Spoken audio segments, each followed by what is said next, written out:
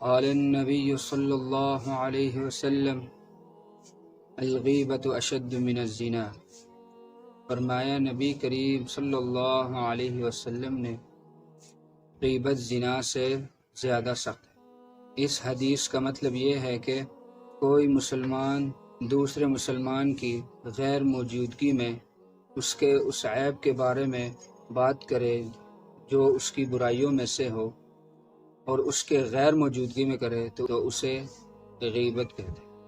اور اگر وہ گناہ اس مسلمان میں نہ ہو تو اسے بہتان کہتے ہیں، اور بہتان غیبت سے زیادہ گناہ والا کام ہے۔ غیبت کو زنا سے زیادہ سخت کیوں کہا گیا؟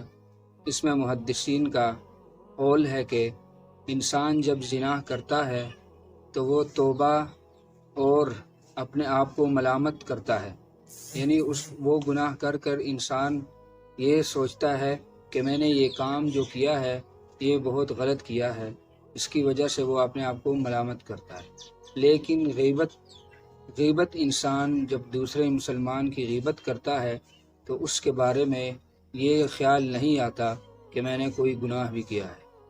تو اس وجہ سے جو انسان چھوٹے گناہ کو، صغیرہ جو گناہ ہوتے ہیں، اس کو ہلکا سمجھ لے تو وہ کبیرہ گناہ سے بھی خطرناک ہو جاتے ہیں، یعنی ان کا جو گناہ ہے وہ اس سے بھی زیادہ بڑھ جاتا ہے۔